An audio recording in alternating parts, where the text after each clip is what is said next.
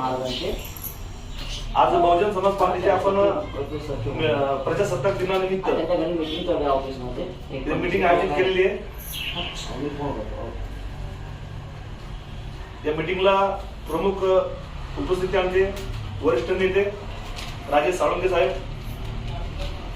दुसरे गजेंद्र आहिरे साहेब आमचे विधानसभा प्रभारी, आरबीआयचे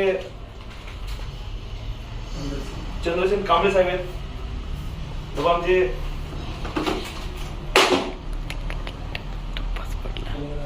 कन्हैयालाल भारती साहेब आहेत की त्यांना आपण आताच नवीन पद दिलेलं आहे. तुमचे आमचे आजिम भाई आहेत, पाटील साहेब आहेत, भोसले साहेब आहेत आपले. तर मित्रांनो, कार्यक्रम जो आपण लावलेला आहे, मेन आपला कार्यक्रम 28 तारखेला संपूर्ण महाराष्ट्रामध्ये जेवढ्या 288 विधानसभा आहेत, सर्व 288 विधानसभेमध्ये एकाच तारखेला एकाच टायमाला कार्यक्रम आयोजित केलेला आहे. त्या अनुषंगाने आपण एक आढावा मीटिंग म्हणून इथं घेत आहोत. तर मीटिंग घेत असताना महाराष्ट्रामध्ये म्हणा किंवा देशामध्ये जे काही आज आपण बघतो या बहुजन समाजाचे जे काही हाल आहेत, महागाई म्हणा, बेरोजगारी म्हणा, भूकमारी म्हणा, कित्येक कंपन्या बंद झाल्या, कित्येक लोक असे काम धंद्यासाठी पैसे पाहण्यासाठी आज आतुरलेले. एवढं असताना सुद्धा महाराष्ट्र शासन म्हणा किंवा केंद्र शासन म्हणा यांना कोणत्याही प्रकारचे दया येत नाही. तर आपल्याला महापुरुषांचं काम हे कशा पद्धतीने करायचं आहे हे आपल्याला फक्त कॅडर, बहुजन समाज पार्टी जे कॅडर घेते ते कॅडरच्या माध्यमातून आपण कार्यकर्ता तयार करून त्या कार्यकर्त्याला इतकं तयार करतो की तो कुठं वाकत नाही, विकत नाही, कुठं मोडत नाही, म्हणजे स्वाभिमानी कार्यकर्ता आपण घडवण्याचं काम करत असतो. म्हणून बहुजन समाज पार्टी ही भारतातली 3ऱ्या नंबरची राष्ट्रीय पार्टी आहे. जसं बीजेपी मध्ये कॅडर कॅम्प घेतलं जातं त्याच पद्धतीनं बीएसपी मध्ये सुद्धा कॅडर कॅम्प घेतले जातात. आणि भारतामध्ये 2च पार्ट्या असेल की त्या कार्यकर्ता प्रशिक्षण घेऊन कार्यकर्त्याला घडवण्याचं काम करतात. म्हणून या पार्ट्या नॅशनल लेवलला आहेत. तर येणाऱ्या 28 तारखेला बहुजन समाज पार्टी कार्यालय आपलं न्यू पनवेलला तिथं कार्यक्रम आयोजित केलेला आहे. तर सर्वांनी कार्यक्रमाला यावं या हिशोबाने आम्ही मीटिंग अरेंज केलेली आहे. आपले महाराज साळुंके महाराज आपले 2 शब्द बोलतील आंबेडकरी चळवळीविषयी, असं मी त्यांना विनंती करतो.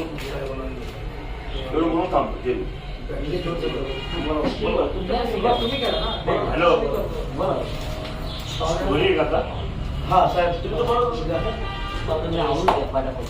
हे आपले पुढे यांचा परिचय देतो मी. आरबीआयचे कार्यकर्ते आहेत, परंतु भरकुमारी मायावती यांचं जे काम कार्यप्रणाली आहे ही त्यांना आवडते, म्हणून ते आपल्या कार्यक्रमाला अधून मधून येत असतात. चंद्रशेखर कांबळे आपले 2 शब्द विचार मांडतील असं मी त्यांना विनंती करतो.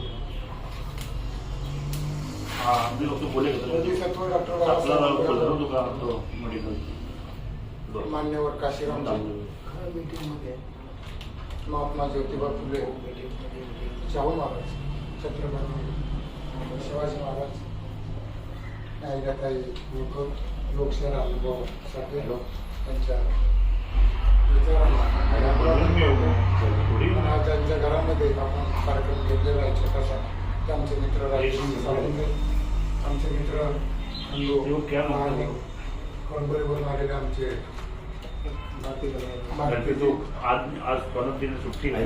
आहिरे साहेब आहेत आणि बाकी सर्व